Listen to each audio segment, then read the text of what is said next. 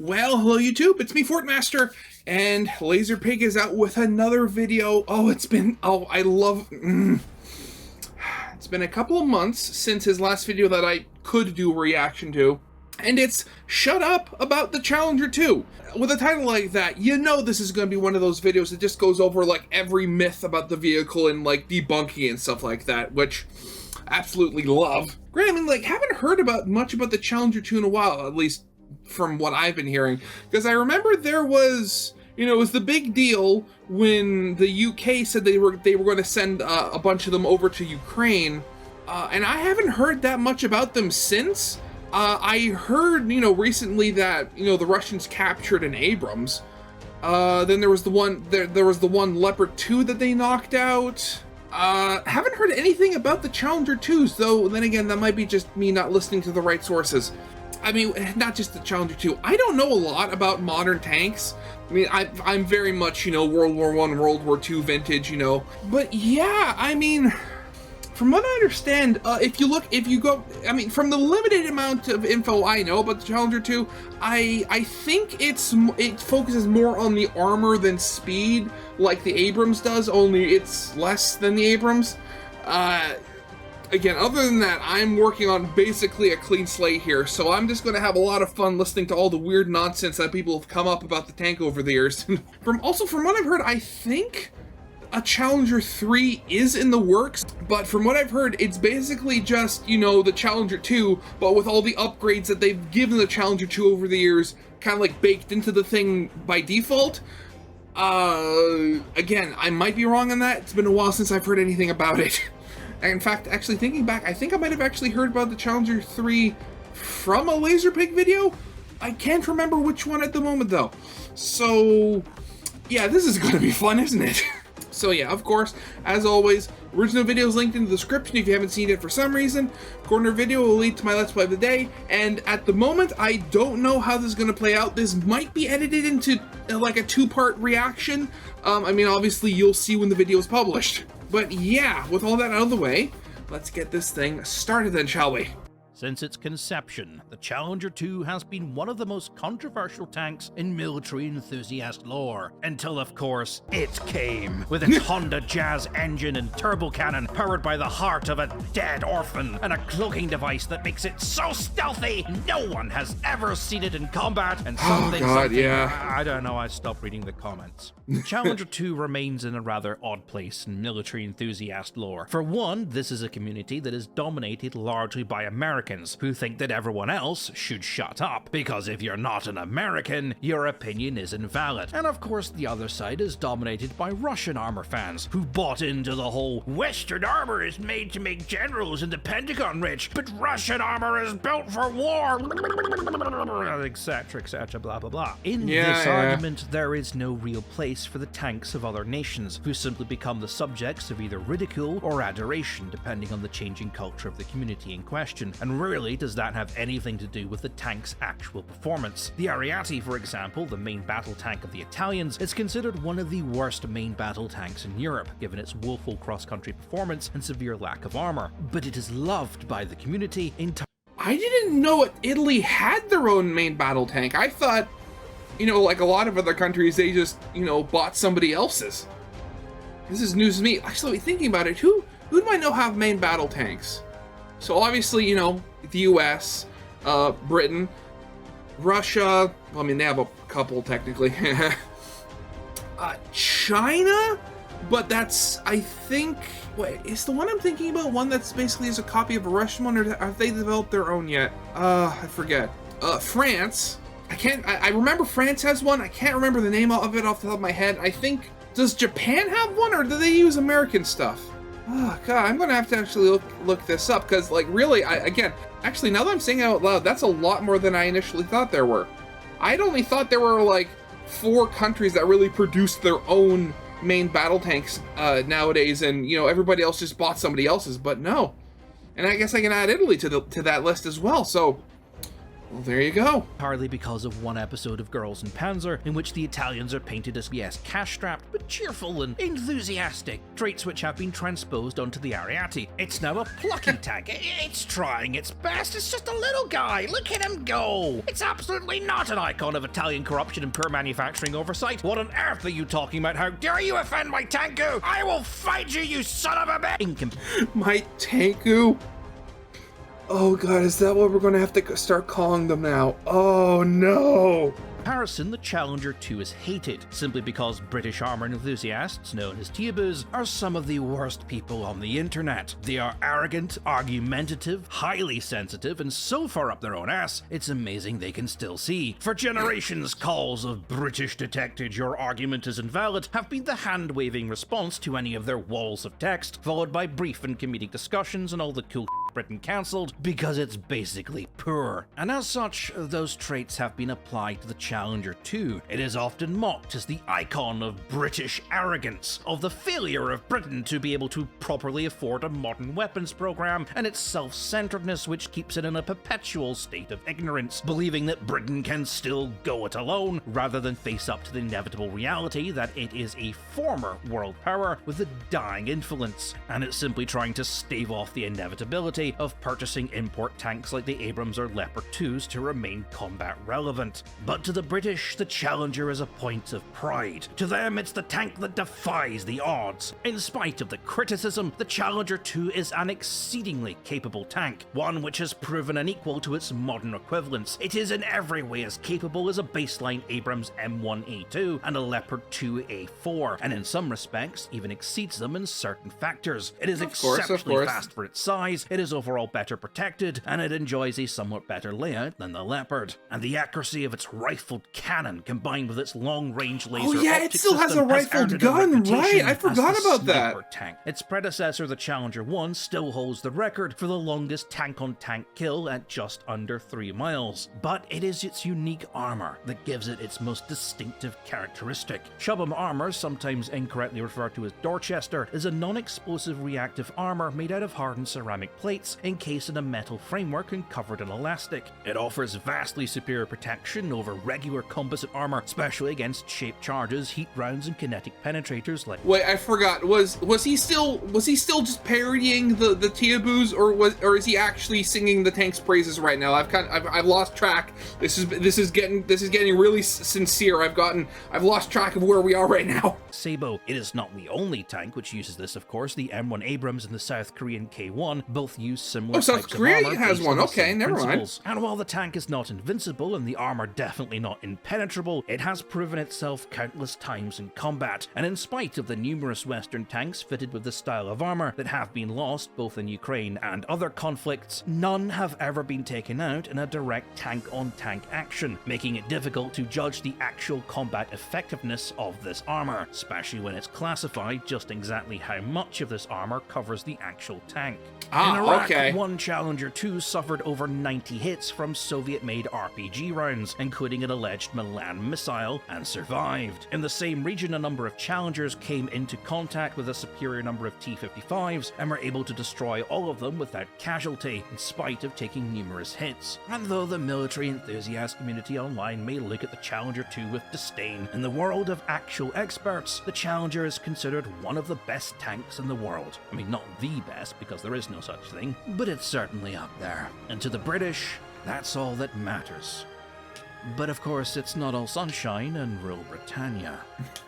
Here we go. There are downsides to an indigenous tank project, and being that the Challenger 2 has consistently failed to attract serious interest on the export market, it has meant that demand for additional hulls, guns, and upgrades is basically null. Outside of Ukraine, which we'll discuss in a bit, only 2 other countries have ever operated Challenger 2s. Oman operates a fleet of 38 hulls, 18 of which are tanks, the rest are training, repair, and specialist vehicles. In 2022, 14 Challenger 2s with British crews were placed under Polish command in order to offset the loss of Poland's T-72 fleet, which had donated to Ukraine. This lack of foreign export has meant that the cost of upgrading the tanks has remained fairly high. The Challenger 2E, an export variant which incorporated a lot more Eurocentric systems commonly found on the Leclerc and K2, was cancelled in 2005 after it failed to attract interest from either Greece or India. And with Britain not having the funds or real need to maintain a large tank fleet, it has meant that, with the exception to some necessary upgrades to its survival and armor packages such as the Street Fighter upgrade, which saw the frontal ERA system replaced with the same ceramic armor that covers the rest of the tank, the Challenger has remained largely in the same state it was when it was built in the 90s. The rifle gun means it cannot use the more modern and more powerful NATO rounds, and its rifling causes significant wear on the barrel. It uses two-piece ammunition which cuts into the reload time, and it's furiously heavy. And though it has an extremely powerful engine capable of propelling the 60-ton Challenger 2 at 40 miles an hour, making it just as fast as the 48-ton T90, it does struggle on inclines and softer terrain. And though a more powerful engine variant of the Challenger 2 does exist and was trialed, which solved this problem, the increased power-to-weight ratio caused the tracks to frequently, well, fall off. Oh, okay. I thought he was going to say snap, but fall off, yeah, that's equally as bad. This is on top of that rifled gun being... Actually, let's talk about that. One of the biggest misconceptions of the Challenger 2 is the link between its famously rifled gun and its accuracy. A lot of online pundits believe that the rifling does nothing for accuracy and the whole thing is in fact a myth, because as we all know, rifling has absolutely no effect on accuracy whatsoever, and that's why all sniper rifles are smoothbore. Yeah. That's possibly one of the most stupid online arguments I've heard today. I'm not going to say ever because you know somebody's going to dig a deeper hole.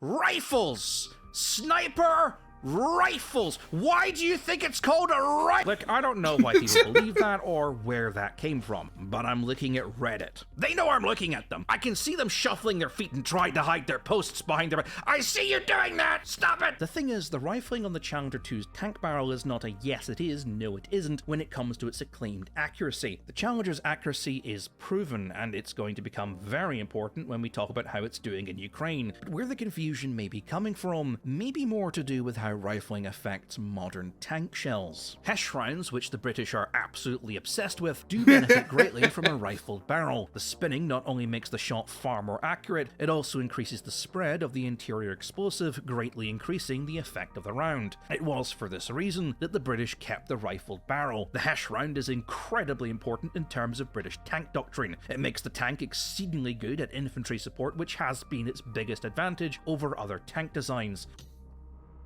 I never even thought of that before. I mean, the whole thing, you know, it's all these sort of things, like actually going back to another LazerPig video and him talking about, oh, you can't look at the hard stats, like, to figure out, like, whether a tank is good or not. It's like the soft stats as well. That, would you classify that as a soft stat? I guess, like, the centrifugal force from rifling, yeah. It's stuff like that, like, you never think of. Because, I mean, of course, with, like, you know, like, a lot of modern tank guns, they're all smoothbore, because they fire, like, you know, the various different, like, either missiles or fin discarding sabot, you know, all those sort of stuff that, you know, don't play well with rifling. But, you know, I would have never thought that. Yeah, I mean, like, of course, having a shell spinning at, you know, several hundred times a second, that would have an effect on the actual payload of the shell itself. Yeah, cool. Actually, I mean, this would probably be something done in, like, some sort of far-off, like, lab or something. I wonder if you could develop, like, an armor-piercing shell, you know, that used the rifling, but almost used, like, its spinning motion as, like, a drill. Actually, no, saying it out loud, that does sound really stupid, because you'd think that it's moving too quick for any, I don't know, drilling action to really take any effect, and that would just, you know, make the shell more expensive and more complicated to produce. Yeah, forget I said anything. When a squad of challengers got ambushed in Iraq, in the worst environment for a tank to be in, urban combat, many of the tankers proclaimed it was the power of those HESH rounds that saved them, not the tank's armor. HESH rounds are extremely effective against bunkers and dug-in positions, which made them highly valuable in the Iraq theater, where the Iraqis stuck to heavily fortified urban environments that allowed them to run between different firing positions while remaining in cover. The downside is that while HESH rounds work great with rifling, sable rounds do not. In fact, they work the opposite. A spinning tungsten sable dart is considerably less effective and less accurate. Thus, British sable rounds have to carry special rings which counter the spinning effect from the rifling. This makes the Challenger slightly less effective at countering enemy armor than the more modern Abrams and Leopard tanks, and is Actually, I wonder why that is, because I've never actually looked into that. I know, like, Sabo has never played well with rifling, but, like, I wonder why, like, physics-wise, it doesn't, because you'd think, because, like, I know the whole thing with Sabo is that you have a really small projectile going really fast, and, you know, that's where you get the damage and penetrative power, but you'd think that it's spinning would have, the same sort of stabilization effect on it that, like, a normal fat shell would. Or maybe it's because of the lack of mass. Okay, hey, this is going to be something I have to look up after I watch this video. Is quite possibly where the confusion about rifling, not improving accuracy, is coming from, and also explains why in the newly announced upgrade package to the Challenger, labelled Challenger 3, the Brits have replaced the rifled gun with a smoothbore, with the belief that high explosive filler smart rounds will make up for the loss of HESH, allowing it to maintain that all-important infantry support element.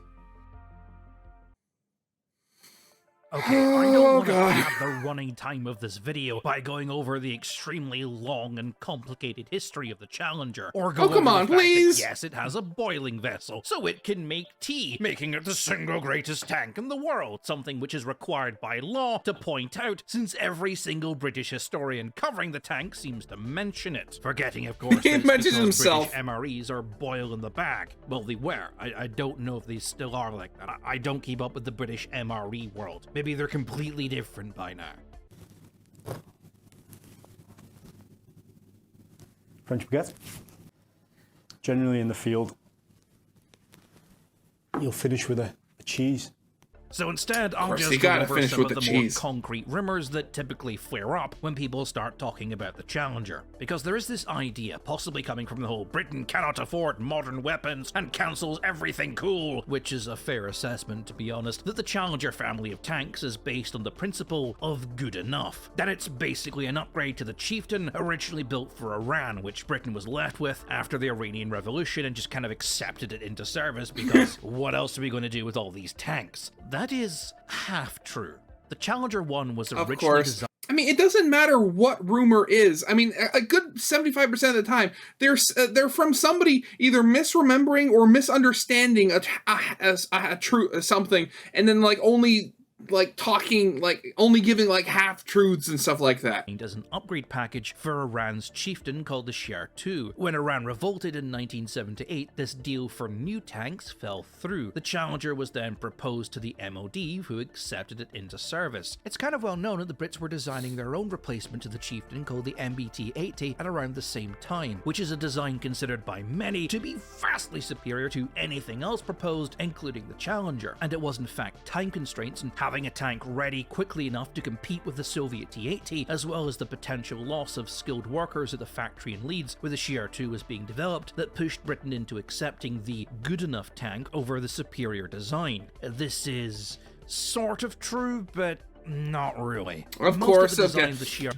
Why do I have a feeling that those words, sort of true but not really, are going to be said many, many times throughout this video? II was altered to fit the needs of a British tank at the time. It wouldn't be fair to say that the design proposed for Iran and the eventual production Challenger were the same tank, nor would it be precisely fair to call it an upgraded Chieftain. There is about a 70% commonality between the Chieftain and the Challenger. If you trained on the Chieftain and then switched to the Challenger, a lot of the systems on board would be familiar to you. But the Challenger comes with a completely different armor package with its Chubbin armor. For the Chieftain Chubbin to have armor, the yeah, that same name. level of armor protection as the Challenger with its mixture of steel and composite, it would need to be about 200 tons in weight. Challenger also comes with a completely new engine and suspension, allowing it to far exceed the Chieftain in terms of engine power, and a lot of the technologies that were developed for the MBT-80 would eventually find its way onto the Challenger. The tank that failed the 1987 Canadian Army Trophy because it turned out the gun sights didn't work in the rain was a completely different... What? Really? Okay, so Grant, I've never heard of this this before, and I don't know how it failed. Whether it was like the rain interfering with like laser guidance or something, or it was just the simple fact that it wasn't waterproof. But either way, oh god, maybe that's the reason why we use Leopard 2s. Wait, does Canada use Leopard 2s? I think it does. Yeah, Leopard 2. Okay, that is our tank. Okay. Different tank to the one which saw action in Desert Storm. Through these gradual system upgrades and improvement in crew training, the Challenger 1 became an absolute beast that was on par to probably an M1A1 Abrams, if somewhat less mechanically reliable. And that's where the problems begin.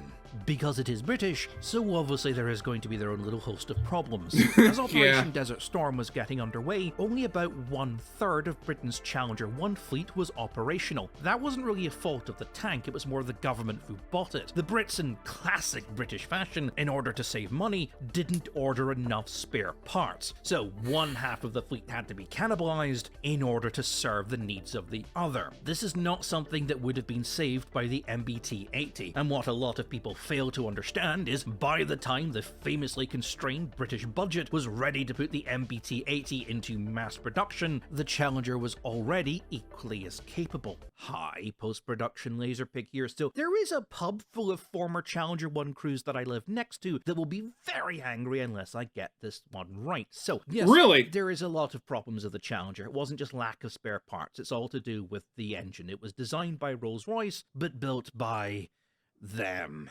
And if you don't know who they are, you know what, just go watch Intergalactic Binman's video on the rover if you really want to know why every single British person just squirmed a little in their chair at the mention of that shall not be named. As a result of this, I'm gonna have to look that a up. multitude of failures, including the cylinder pads just overheating and cracking apparently at random, which caused the coolant to leak onto the exhaust manifold and caused huge plumes of white smoke to fart out of the exhaust. Oh, wonderful. Problematic. And replacing this took hours, sometimes days, depending on severity. And this was at a time where tanks like the Abrams and the Leopard had power packs that could just be easily lifted straight out of the tank and replaced within little over an hour. In fact, the modern Abrams is one of its major strengths is if you have an issue with the engine, it's easier for the maintenance crew just to rip the engine out and install a new one because that takes about 45 minutes. Actually fixing the engine, that can take hours. And I mean, yes, it's all to do with what the team have on hand. Engineering vehicles aren't carting around 20 spare Abrams engines with them wherever they go, but you get the idea. With the upgrade to the Challenger 2 program proposed sometime in the late 80s, this would bring the Challenger up to the same standards as the more modern Leopard 2 tanks, as well as fix a lot of the Challenger 1's problems. Again, Challenger 2 brings this idea that it's an upgrade package to the Challenger 1, which is in itself an upgrade package to the Chieftain. So you can kind of see why people who maybe haven't read up on the full history of the design think that the current British Challenger 2 tank is just a heavily modified Chieftain, a tank that entered service in the 1960s. Yeah, I can definitely see that, but Grant, I mean, I don't know a lot about tank design, but if you're getting a whole new number at the end of the name, as opposed to just adding on, like an AE or, like, some other, like, modifier, like, letter number modifier or something like that, you'd have to think that just, unless there was, like, some massive corruption behind the scenes and it was done just purely for show, there has to be a lot of work done underneath the hood, so to speak, to designate it as a whole new, like, branch of the family, I guess you could call it. I mean, there's a reason why, like, if you go to World War II, the Sherman was just the Sherman. Even after they changed from, having the hull being welded together instead of being cast, and, like, different engines, all this stuff. It was all just the Sherman with just a different, like, modifier designation at the end. There was no Sherman 2. And yet, and then you have like the Tiger and the Tiger II. I mean, granted, like they both have their problems, but you can vastly tell that those are two very different vehicles. It is not. Compared to the Challenger 1, the Challenger 2 shares just 5% commonality. It would be wrong to call it the Challenger Mark II. It's a completely different tank. Even the hull, which looks similar, is not the same. What did I say? No, you cannot penetrate the frontal plate with a gun from World War II. But of course, we can sit here and argue about your favorite tank until the cows come home. Oh god, you know, this reminds me. Anybody watch this? You might have seen this. I follow LazerPig on Twitter, and a while ago, I forget when, he tweeted that he had gotten onto an argument with somebody online. I think it was it about the Challenger or the Challenger 2? I think it might have been the Challenger, where they were talking about how it sucked because the frontal plate was flat. And and everybody, including LazerPig, was just really confused by what they meant by that, because, you know, you can see the thing on both the 1 and the 2. It's heavily slanted. I mean, maybe he meant like a solid flat plate instead of one that's like pike-nosed, like one of the older Russian tanks, but even then, that's just as stupid. What really matters is how the tank actually performs in combat. And that's where things get interesting. How? What, interesting in a good way or a bad way? Ukraine has been asking for modern tanks since before the invasion began. Russia threatened to significantly escalate the situation if said tanks were provided, which caused Germany to drag its feet on approving the transfer to Leo 2 tanks to Ukraine, citing that it didn't want to become an accessory to escalation that might lead to World War III, something that would become Germany's signature move throughout this war. Britain, however, had no such quarrels. On the 14th of January 2023, with its massive bulging balls of Rule Britannia ringing in the breeze, it announced that 30 AS-90 artillery systems and 14 Challenger 2s would be delivered to Ukraine. These were the first Western tank designs to be promised to Ukraine, and the first to arrive. And Russia responded by, well, doing nothing. A move that would become its signature throughout this war. This is not the first time Britain had done this. It was one of the first to provide long-range munitions, again in defiance of German indecision, and when the US dragged its feet on supply of HIMARS systems, the UK promised a number of its own MLRS systems, and also provided several minesweeping and patrol vessels. It is perhaps Britain that has suffered the most under what is called the debauchery of the Russian oligarchs. Putin's oligarchs saw London as their second home. They sent their children to prestigious English schools and bought houses and mansions in Kensington. They brought with them obscene amounts of money, which pushed London's prices and house market to the point of collapse. They bought newspapers and banks, lawyers' offices, PR firms, football teams, and made substantial donations to the Conservative Party and to the Brexit campaign. Russian oligarchs rubbed shoulders with the British elites. They were the guests of politicians, of influential lords, and of royalty. But it came with a price. With PR firms and newspapers at their disposal, the opinions of the British public became heavily influenced, unwittingly, by the Kremlin. The British courts became the playthings for oligarchs to fight their petty rivalries, and for Putin to legally hunt down and destroy his enemies, such as in the case of Boris Berezovsky, a fierce Putin critic who was found dead in his bathroom in his UK home in 2013. In spite of obvious suspicions, Scotland Yard refused to investigate, and the whole case was left down to an underfunded local constabulary who quickly determined that it was suicide and moved on.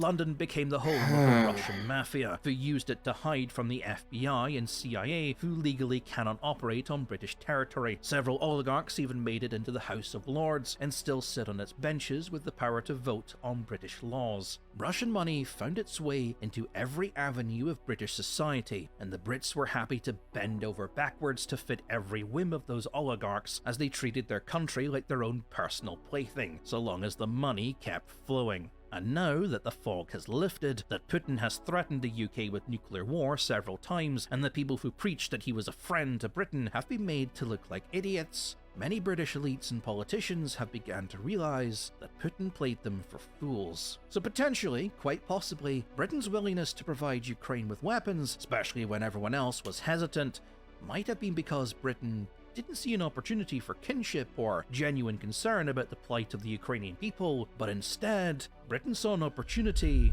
to stick it to Russia, yeah!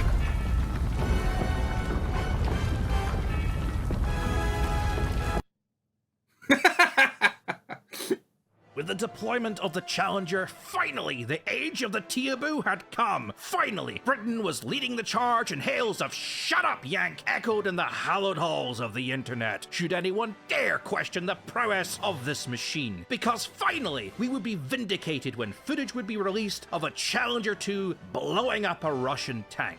Or that was the theory anyway. It was a somewhat disappointing and sobering time for every Teeaboo, both current and former, that rumors of the planned expansion of Ukraine's Challenger fleet from 14 to 24 turned out to be false. The 79 Challenger 2 tanks Britain has in mothballs were to be broken up for museum displays or spare parts, not shipped to Ukraine. And as the Ukrainian crews finished their training and were shipped back home with their new vehicles, video footage of any Challenger 2s were suspiciously absent from the newsreels, and so the British waited, and waited, and waited, and waited, and got nothing. Outside of the endless reels of training footage, the only news the British public ever got that a Challenger had seen combat was when one was destroyed south of Avdiivka, in a manner the Russians claim was 100% definitely them. They just changed their mind on how they did it every 2 weeks or so. The crew didn't destroy the vehicle themselves when it became unrecoverable, thus negating Russia's claim to be the first nation to destroy a Challenger 2 in active combat. Absolutely not! Russia hit it with a missile, which caused the ammunition to detonate, separating the turret from the chassis. Never mind that in the first video we see the fire is coming out of the driver's hatch and not the back bit where the ammo is, and the turret is very much still attached. Just ignore that. It had become apparent to many who were watching this war that the Challengers were not really seen as great assets by the Ukrainians, that the gesture of these tanks was token, not serious, built to force Putin's hand, show that he was bluffing, and make Germany more akin to agreeing to the transfer of the Leopard 2, a tank which overall is better suited to Ukraine's current needs and could be made available in a much higher number. Sending the Challengers to Ukraine was just a political move, and as much as that is unsatisfying, it is unfortunately the best Britain can hope to achieve in its current state. The British military budget is in absolute shambles. Though it is far from defenseless, it is in a position where it is forced to pick and choose what it does. Britain's defense plans require an extremely sophisticated and radar missile defense system, which it has, an exceptionally competent air force, which it kind of has, and an exceptionally powerful navy, which it almost has.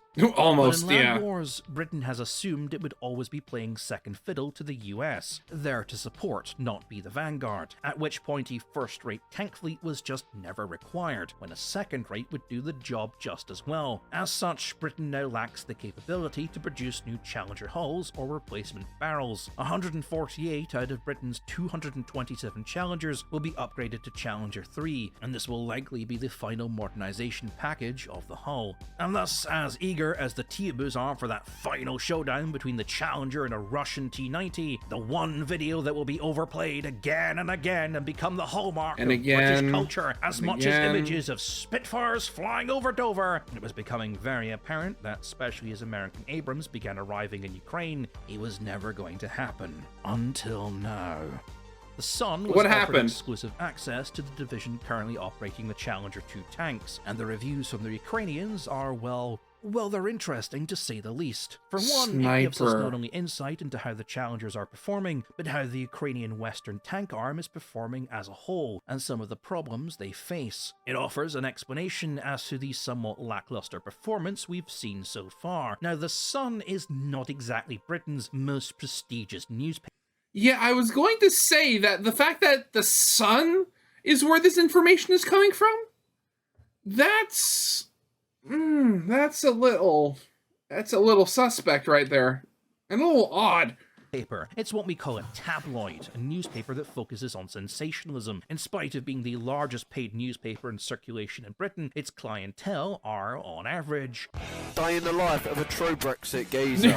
You know the type. Of course, Newspapers of like course. The Sun are read backwards. They start with the sports news on the back, have a quick glance through the larger stories, and then throw it in the trash. In terms of the Ukrainian war, The Sun has almost exclusively farmed content by downloading videos from Twitter, slapping their watermark on the top, and then reposting it uncredited to their own YouTube channel, which, because they're a media news source, means that they can show pictures of explosions, gunfights, and corpses without getting flagged or demonetized by YouTube, allowing them to effectively steal content. YouTube. However, the Sun is owned by famous Dark Lord of the Sith, Rupert Murdoch, meaning it's one of the few British media sources not owned by a Russian oligarch. The journalist who did all this, Jerome Starkey, is a man who, in my opinion, is completely overqualified for the position of journalist with the Sun. Starkey is no stranger to war or war zones and has been involved in frontline reporting in just about every major or minor conflict since 2006. But he is most well known for his expose on the 2010 Gardes night raid, in which US Special Forces accidentally killed 5 innocent civilians, including 2 pregnant women and a teenage girl, and then attempted to cover it up. Oh god, never heard of that before. Oscar-nominated film Dirty Wars. He's also been deported from numerous countries for his reporting on the atrocities and civilian massacres, which makes him, as far as I'm aware, more credible as a source than someone on Twitter. So let's go over what he found. I've never, well, granted, I'm not the kind of person that usually follows like individual like reporters or something like that. But again, you'd think somebody like this, I would have heard at least something about. And the subject of how the challengers are actually doing. Now, I know I have a little bit of an invested interest in this, but I am trying to stay neutral here, because really, the only major interesting thing is that the Ukrainians don't really reveal anything we didn't already know. They praise the gun for its accuracy and its ability to fire while moving, training on targets the size of dinner plates at ranges of 4.5 kilometers away, or 47.5 football fields to my American friends. They noted that this level of range and accuracy could not be achieved on Soviet models, which they put down to the laser rangefinder, which has the capability to track targets at about 10 kilometers away. They praised the armor, noting that the Challenger is capable of shrugging off hits that would ammo rack a Soviet tank, and though they avoided saying it directly, they seemed to act as if this knowledge had come from first-hand experience. But the biggest difference they noted was that Western tanks were built for their crews. They were more comfortable, they were better protected, they were built to a much higher standard and easier to maintain, noting that things that could take days to repair in a T-80 take mere hours in a Challenger. Now, this is significant. Geez, you know, surprise, surprise. I mean, like, you hear all this stuff that's what Western tanks are usually, you know, praised for, and yet there are some people that are acting like this is a surprise. Significant because the crews of these Challengers are not, as I originally believed, fresh-faced recruits, but it turns out they are in fact made up mostly of the former crews of T-80 tanks, one of the better tanks the Soviets ever produced, and many of them also have experience in T-64s and T-72s. Their experience in both these tanks gives us very valuable insight into the differences between the two. The better armor, the more powerful and accurate gun, the better ease of maintenance, as well as just being more comfortable of a tank to operate in. But these are things we already know. Any armor expert, even an enthusiastic hobbyist, can... Yeah, of course. I mean, you gotta use the sources that you trust. Sit down and tell you that these are the main differences between Western and Soviet armor. The more telling differences come from when the Ukrainians are talking about the negatives, the things they don't like about the Challenger. And what are they?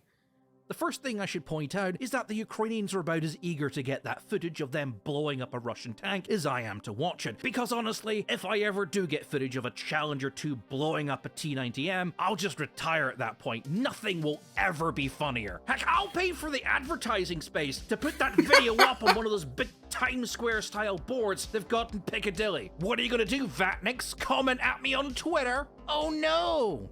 F*** off.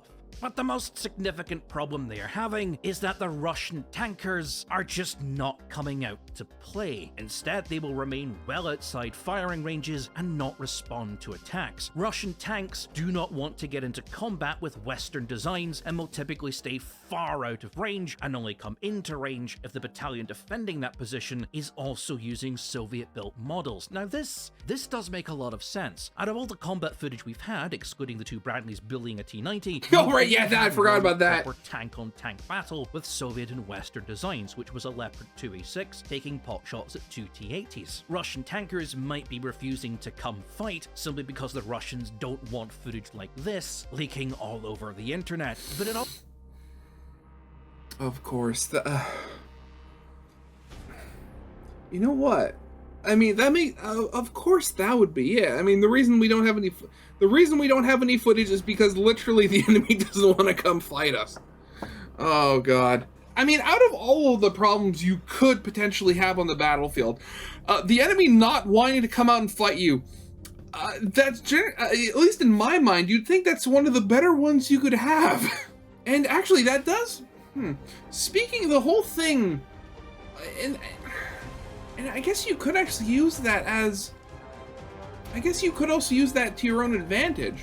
Because, I mean, depending on how the war goes eventually, you'd hope that eventually they'd have enough Western tanks that the Russians would either A, not have a choice but to fight them, thus having that footage come out and, you know, hurting the Russians, you know, their propaganda and all stuff like that even more, or two, them just not coming to fight at all, which means then you're basically getting rid of the enemy's armor because they don't want to use it against yours. They're almost in the Russians in this instance, like many others, are almost in a lose-lose situation here, and it's one of their own creation. I love it. Also makes more tactical sense. I'll give the Russians credit for that. If you are in a Soviet-era tank, you do not want to have to fight something that was built to take down the specific tank you are in. Now, yeah, that was it. Wait, what was it? The Challenger 1 or Challenger 2?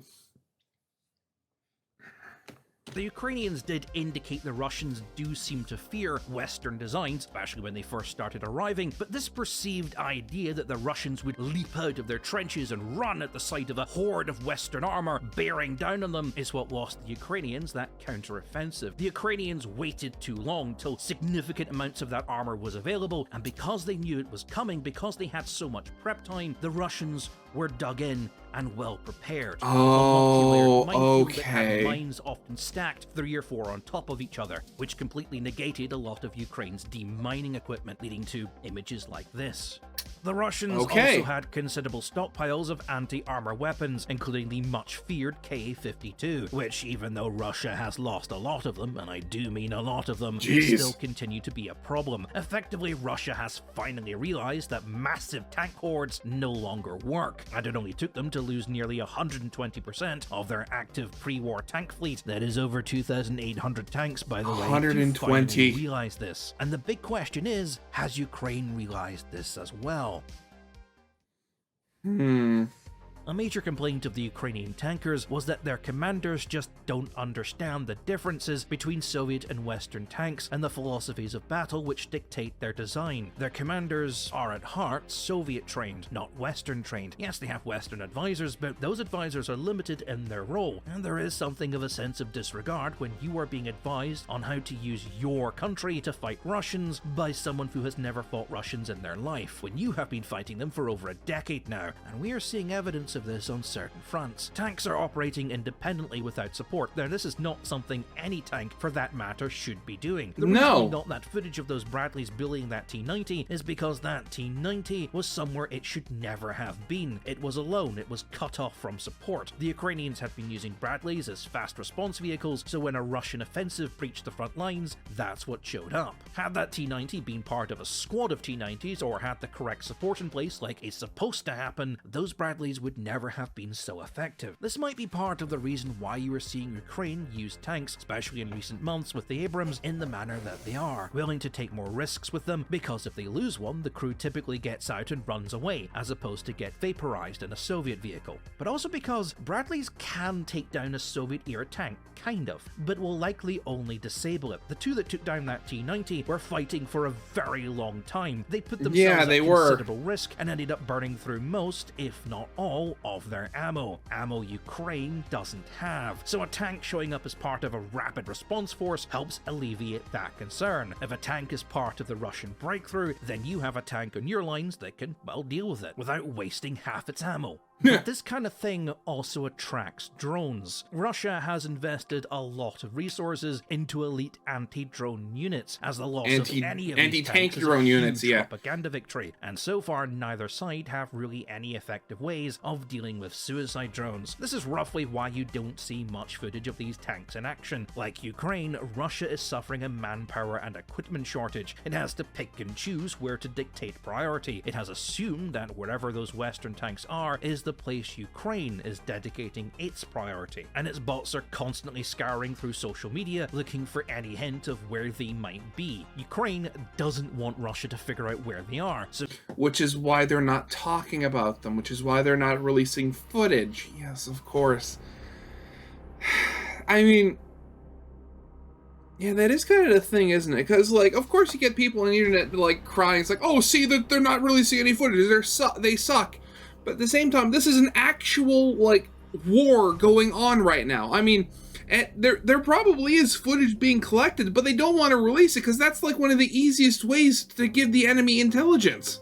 I mean, it's stuff like this that people forget. They're not in the fighting, so they don't think of it as an actual war. I mean, what do you think, like, these, like, wereaboos, these teaboos, you know, all these people, I mean, like, they probably never had to fight in an actual war, at least a good portion of the younger ones. They probably think of it similar to, you know, almost like World War II, or, like, the various wars in the Middle East, where it's like, oh, it's something that's already happened. Why hasn't there been footage been put about it? If there's no footage, it didn't happen. So units with Western tanks, once they've seen enough action and the heat starts to build and Russia starts to figure out where they're seeing combat, they are rotated off the front line, so that when those elite anti-tank drone units do show up, they are left scouring an empty field. This is why the only footage we ever get from the Russian side of their drones blowing up Western tanks is when the tank is already stopped, abandoned, and with its hatches open. But Ukraine doesn't have ways of mass transporting these tanks around like we do, so they are often forced to travel those vast distances on their own power, which has led to mechanical issues as well as the tracks just being worn out. That's the issue, isn't it? The pro-Russian crowd loudly proclaim on Twitter, because when do they ever get anything wrong? The challengers have indeed seen combat, but because the Russian tanks refuse to come out to play, rather than tank-on-tank battles, which is far more exciting, what instead they've been doing is using these challengers to snipe at enemy fortifications, especially bunkers and fortified dugouts, at ranges of up to 3 miles away, which is not as exciting as a tank-on-tank battle. Yeah. Shooting at distant targets with high explosives. No one cares about that, so that doesn't really get, you know, the algorithm going, look at this exciting video, everyone doesn't notice. But anyway, this is... Yeah, that is kind of funny. It's like, you have this modern main battle tank, but because, you know, of course war changes, or like how you fight war changes, it's been basically demoted to the use of, like, almost like what was, like, the Doom Turtle, like the T-95 in World War II, and the Tortoise. Like, they were both designed specifically to take on, like, heavy fortifications. It's funny how history repeats itself like that sometimes. Has been both a blessing and a curse with the Challenger. While the tank is very good at this sort of role, its weight has been a problem. Of course it has. That unless you keep the speed up, the tank will sink into the mud. Now this is a known problem with the Challenger and has been for quite a while. It's about 64 tons, which doesn't make it particularly heavier than any other Western tank, but when fully loaded and with all its additional armor packages, it can top out at 83 tons. Which is getting into yak tiger territory. Yeah! Now, the Ukrainians are not using those additional armor packages as seen on the Challengers in Iraq, opting instead for slat armor and cope cages. So we're maybe looking at the high end of maybe about 68 tons, which wouldn't be a problem if it wasn't for the tank's somewhat underpowered engine, which, though it makes it one of the fastest Western tanks there is, the flip side is that it doesn't have the torque to go from standing still to moving if, say, it's half buried in a ditch or halfway up a hill. Most of the time, it's terrain depending, okay? So yeah, of course it always is, isn't it? You end up with scenes like this, which were proudly shared by the Vatniks, who don't get a lot of wins these days, so, you know, they're scraping the bottom of the barrels. That's... Gee, that... Like, how deep is that a hole? Oh, God. That almost... Okay, I'd almost say, like, geez, that almost looks like it was dug out, but you... Oh, God, the marshes and stuff like that. Oh, I feel so sorry for whoever has to get that out. Oh, no. It's fine. Just let them have their fun. They're over there. They're not really doing any harm. But the Ukrainians put stuff like this down to more driver rookie error, not the fault of the tank. They're being kind. They're being very kind. The flip side is, this has forced the Ukrainians to learn something that most Soviet tankers don't really train for, which is fire on the move. Now, that's not to say that Soviet tankers never trained to fire on the move. They did. They absolutely did. But sources on that kind of vary. For the sake of transparency, 3 former Soviet tankers I spoke to, a former Warsaw Pact T-72 commander I met at the Tank Museum, a former Soviet T-72 gunner living in America that I'm sort of pen pals with, and my ex-boyfriend who used to drive T-72s and later T-90s, all say different things in that respect. I suspect it's probably something being lost in translation. Soviet tankers Of course. were trained to fire on the move. It's just that to fire accurately, especially with the T-72, they had to slow to a crawl, whereas the Challenger 2 and other Western tanks will fire as accurately, moving at 25 miles per hour, than they will standing still. So it's more likely that Ukrainians are just having to get used to the idea of firing on the move at speed, not, move, slow down, fire, then speed up. Also, there is a disparaging difference between the experiences of someone who operated tanks in East Germany and drove Czech-built T-72s, someone who operated the original T-72 Ural in the 70s, and someone who was a conscript in the 2010s and claims they had to start a bonfire under the tank just to get the engine to start in winter. Yeah. Well, almost with that, granted, of course, you're not dealing with, like, a single point of data. Like, you're dealing with several people, several individuals from several different circumstances from across several decades. But at the same time, that does, like, even if you're only talking with a single person from each point in history, you are getting, like, a very vague, at the least, a very vague sense of what they were trained for. But this hasn't been the biggest problem, because in spite of everything, Ukraine wants more Challengers. In spite of it being cumbersome and overweight, in spite of it just not being as technologically advanced as the newer Leopards, they love the damn thing. They want more, as many as we can give them. But this is just not something we can do. Yeah, again, because you can't build more of them, unfortunately. Ukraine, only 7 are still active. 1 has been destroyed and the rest have either been damaged or suffered some sort of technical fault. Now, these can be put back into service, apart from the destroyed one. That one's but the supply of replacement parts from Britain is incredibly slow, and the Ukrainians never know when they're actually going to get any. This has been a problem Ukraine is having across the board. It's running low on these spare parts because we cannot produce enough for our own needs in peacetime, let alone the wartime needs of another nation. And keep in mind, Ukraine just needs spare parts for 13 tanks. But it's not just spare parts, it's ammunition, it's support systems, it's logistics. We can send Ukraine all the tanks they want. Unless the support for them is in place, then they are about as worthless as chocolate currency. Well, yeah, that's kind of the problem. Unless your plan is to just load them up with explosives and kamikaze them into the enemies, I don't think sending them like 100 tanks and no spares would really work, unfortunately. Russia caught us with our pants down, and Ukraine is paying the price for it. And I want to briefly explain why this happened. The Soviet Union is over, and the overwhelming majority of people in this community never lived under its oppression or fear of its aggression. The Cold War is, to anyone under 40, especially in America and Western Europe, remembered exclusively in the scare tactics of the American propaganda machine, of the wars America fought out of the fear of communism and of the ridiculous measures it took to defend itself, of the times we came so close to nuclear annihilation for what often seems like utterly stupid reasons. The fear of Russia and the idea that Russia is still our enemy is seen as a symptom of an outdated paranoia, the work of a propaganda machine and nothing more. So if you told anyone prior to this war that Russia was a threat, you would be laughed out of the room. And that's exactly what happened when both Obama and Trump visited the EU to try and get it to take the Russian threat more seriously and stop relying on America for protection. Hi, me again. I'm probably giving Trump too much credit here. He really just reiterated Obama's original talking points, but did it in such an angry, childlike manner and was so rude to everyone at the conference that no one was really prepared to take him seriously, which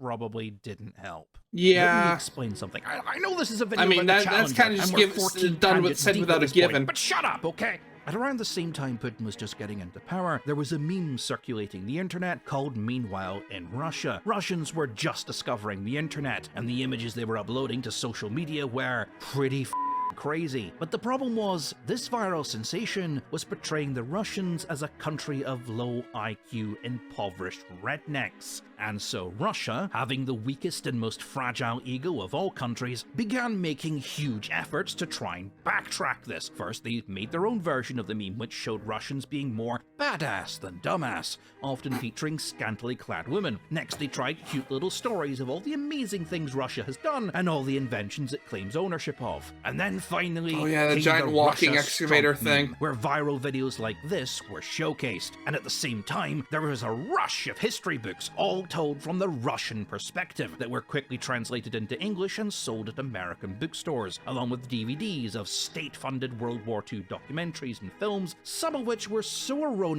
they're almost comedy. Included in this was sales of replicas, uniforms, medals, and other accessories. Members of the tank hobbyist crowd, especially modelers and tabletop wargamers, were the primary target, as well as airsofters and reenactors, who were offered anything from authentic Russian ration packs to replica guns to complete the illusion. Even games like War Thunder and World of Tanks were funded and offered unprecedented access to historical vehicles so that they could be accurately recreated in-game for the players. If you developed a love for Soviet vehicles and/or the Soviet aesthetic between the years of 2009 and 2014, this was probably why. The minds behind this Russian campaign propaganda. would go on to found the Internet Research Agency, a government-funded organization run by Brzogan, former leader of the Wagner PMC. Well, until his plane fell out of the sky. An organization which used mass fake accounts known as bots to try and manipulate the public opinion in the West. Remember that big Ebola scare back in 2014? That was them. They are suspected to be behind a lot of the early support for the candidacy of Donald Trump, as well as interference in the Brexit campaign. I'm working on a different video about that and have been since January. It's ballooned into a far more complicated topic than I thought it would be, and I've had to ask for help, hence why I'm being so slow in uploads recently. I Oh, apologize for that. no. But if you're watching this in the future, and that video's already been published, then you're fine. You know, you just go watch that. Please. Keep the algorithm liking me. I need the money. Wine is expensive, okay? But the long and short of it is, no one in this day and age really saw Russia as a threat. Anyone who did was hand-waved away as an aged paranoid. So military spending gradually became a taboo subject. The budget of the army was seen as inflated and pointless, with money better spent on education and hospitals, and who could blame them? The Cold War was over. We don't need giant standing armies and armadas of nukes anymore. So gradually, we disarmed. The new enemy was terrorists, not communism, and any nation that supported terrorists would be very easily swept aside with just what we could maintain with peacetime production. The idea that we could step up to wartime production if needed was there, but no active measures were actually taken to implement this. The idea of global warfare in our lifetime was a ridiculous notion, stupid even. In Europe, this became especially true because, well, you don't Of the need a EU, huge military yeah. budget to protect America's flank from an enemy whose great armored fist is a 50 cal welded to a Toyota Hilux. As a result, Challenger 2 and the projects like it were never seen as being required to do anything more than take on hordes of outdated export models of T-55s and T-72s run by whatever despot dictator America was mad at today. Artillery and ammo production was only there to fill stockpiles, many of which were being seen as unnecessary, and weapon systems development was funded almost entirely by the export market. NATO war planners did not plan for any kind of attrition-based warfare. It was just assumed that the threat from Russia was long over and that China was America's problem, so everyone could just relax and free up some much-needed capital from their over-bloated military budgets. And so long as Putin's oligarchs were throwing money around and living the high life in Europe, then no one was none the wiser. When Eastern Europe told us this was a trick, we ignored them. When former KGB members and Yeltsin's elite fled Russia and warned us insurmountably that this was all a trick, we ignored them. Our weakness was greed, and now Britain cannot maintain a wartime fleet of just 14 tanks. Its own domestic fleet is still living on the scrapped remains of the previous fleet, when Britain reduced its tank numbers from 387 to 227 in 2010, under then Prime Minister David Cameron, who allegedly received some of the biggest gains from the Russian oligarch donations. You know, I was having I was having trying to think of something to say it, but it's just all of this is just. I mean, it might be just my thinking as, you know, I'm a literal Boy Scout. Our saying, Visbujuk, is, oh, be prepared. So, I mean, maybe that's the reason why more people like me aren't put into politics, but, like, people don't want to be prepared. They don't want to think about it. Like, out of sight, out of mind, quite literally. And when stuff like this, that happens, that's when you're given the quite violent and very rude wake up. Coincidentally, he would also preside over the decommissioning of HMS Illustrious and Ark Royale, leaving Britain with no carrier fleet, as well as the forced retirement of all the remaining Harriers, leaving Britain with no naval air arm, the delay of Britain's replacement of its aging nuclear submarine fleet, the decommissioning of the Type 22 frigate, and the overall reduction of the size of the Royal Navy, including the loss of 5,000 personnel, the watering down of the capabilities of the Type 45 destroyer, and the retirement of the Nimrod, which left Britain with no anti-submarine defence, the withdrawal of all 20,000 British troops from bases in Germany, the retirement of the C-130 fleet, the retirement of the Tornado, and the attempted cancellation of one of the newer carriers Britain was building at the time. But I'm sure that was all just a coincidence. This man is currently the Foreign Secretary. The major problem with the Ukraine situation is that while the Republicans are doing everything to delay American aid to Ukraine, Europe has been forced to step up. It has been confronted with a new reality where the idea that America will steamroll in to save the day is now no longer a guarantee, and for once it can no longer afford to be complacent. It is no longer the support element, it is the vanguard. Yes, it's me, ya boy, post-production LazerPig, back at it again with another interruption. Okay, at the time of writing and recording, this was all still true. The absolute second I upload the first draft of this video to YouTube, the Republicans suddenly grow a pair and the bill to supply further aid to Ukraine is pushed through in what must be record time. I guess that's the one thing that can always truly unite Americans, dotting on the Europeans. Right, yeah, the aid package. I just remembered the tweet I specifically saw from LazerPig. And he was talking about his next video coming out, which I would presume is this one. And he was talking about how he really hoped he wouldn't have to rewrite that last line, which, yeah, I guess the timing of it was perfect. And that's the problem. Europe simply cannot provide everything it needs, plus everything Ukraine needs. And so far, no one has been willing to sacrifice their own defense to supplement Ukraine's. It took Europe a full year to produce the shells that Ukraine fired in little over a month. And that's just artillery shells. Things get much worse when you consider small arms ammunition, as well as ammunition for aircraft, helicopters, MLRS systems, cruise missiles, etc., etc. Europe just simply isn't making enough of it, and Ukraine has been forced to look further afield to places like Japan and South Korea to meet its needs. And this is why tanks like the Challenger have become so important. That ability to snipe at reinforced dug-in targets from up to 3 miles away means these tanks are now filling the role of artillery, and their ability to do this on the move lessens the capability for Russia to target them with things like drones or with missile systems like the Kornet, the system which supposedly destroyed the first Challenger 2, according to some guy on Twitter. Yeah. And of course, r/tank porn. This is what counts as a credible source now according to Wikipedia, that famed pillar of informed commentary and intellectual debate, Reddit. Sorry, not just sourced, copied word for word. This is why your teacher slaps you down for citing Wikipedia, because Wikipedia is now referencing Redditors as a source.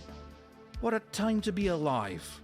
But since I have been a bit of a Debbie Downer this video, I'm going to leave you on a more positive note. Last year, Germany supplied 40,000 artillery shells to Ukraine. This year, it will supply 350,000. Since the war began, Europe has upped its ammo production by about 40%, and new factories and lines are still coming online. In fact, there's a massive new factory being built in Australia just to produce HIMARS ammo. By the end of this year, Europe alone will be producing just over 2 million shells. And while it's nothing compared compared to the nearly 4 to 5 million that Russia will be producing. Keep in mind that Russia fires 7 shells for every 1 that Ukraine fires back. Russia is still heavily reliant on towed artillery pieces. These are effective, but heavy and difficult to move, and shoot and scoot tactics is just not something the Russians regularly trained for. Ukraine, on the other hand, has a greater number of these highly accurate SPG systems at their disposal. These can rapid fire at multiple targets and then move quickly in a little under 2 minutes. Before they were forced to start being conservative with their ammo, Ukraine was winning the counter-battery war. Russia started this war with 14,600 towed artillery pieces in storage, now has just over 6,000 left according to Covert Cabal, who counted the pieces they could see via satellite images. But according to the Royal United Services Institute, many of those are not in particularly good condition and may even date from the Second or First World War. And in fact, they have closer to about 4,000 serviceable artillery pieces. And as more artillery shells arrive and Ukraine can restart its counter-battery operations, Russia may have to finally start being more conservative with its artillery usage, and this will significantly weaken their capabilities. They've already had to start relying more heavily on their air force, which has caused a considerable number of airframe losses in recent months. And though they are producing more planes than they lose each year, it's not airframes they are running low on, it's pilots.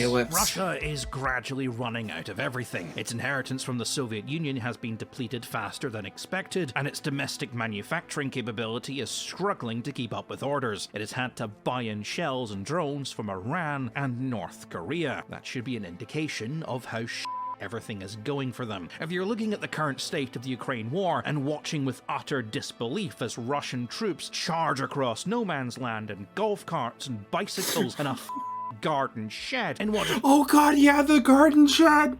Oh no, I forgot the cope armor that they basically just turned a tank into it, like covered it. I mean, at that point, you're basically just turning it into like basically another Doom Turtle. You can't. Oh god, this war, I swear.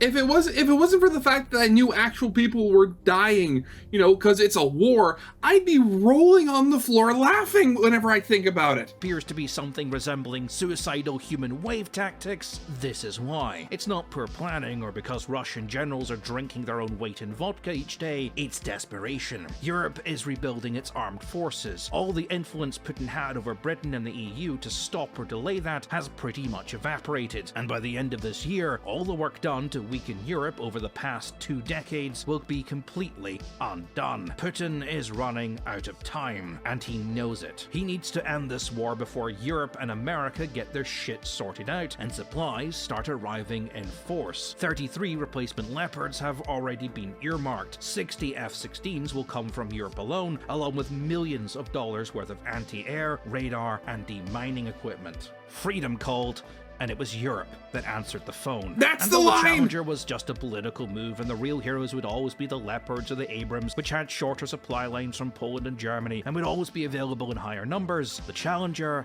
has been effective. It's doing its job, and it's doing it well, and it's earned the respect of its Ukrainian crews. And if this is to be Britain's last moment of significance in military history, it is at least proud that its last great huzzah was the defiant roar of cannon fire, and not the whimpering of spineless politicians. Granted, I mean, you don't hear that much about the war nowadays unless something big happens. You have to, it's getting to the point where you're having to look for like updates and stuff like that. And I really do hope, because even with like all the good news that I do hear, there's always that little twinge of like despair in the back of my mind that like Ukraine will lose and it'll become like either fully conquered or become some like puppet rump state to Russia again. Because I have family like in Europe that are in a very precarious and very similar position to what Ukraine was. I have family in Lithuania. If you haven't seen, I mean, famously, I mean, the former Soviet Union conquered them for their warm water ports. So, I mean, the hope that this war can be won, you know, decisively, in the fact, like, return all of Ukraine's stolen land and and just like hoping that politicians, you know, get stuff working properly. It can be so infuriating. But at the very least, like, even if like people don't talk about it, good stuff is happening, and I'm so happy that I have like content creators like LazerPig and all this stuff where I can be like reminded that like even if like people don't talk about it, we are winning, even if we are, you know, stumbling while we're doing it. And I really hope that that me saying that doesn't really come back to bite me later in like a couple of months or a year or something. So, of course, as always, original video is linked in the description if you haven't seen it for some reason. Corner video will lead to my Let's Play of the day. And with all that out of the way, I hope you guys liked. If you did, leave a like, subscribe if you have not, and I'll see you guys next time. Goodbye.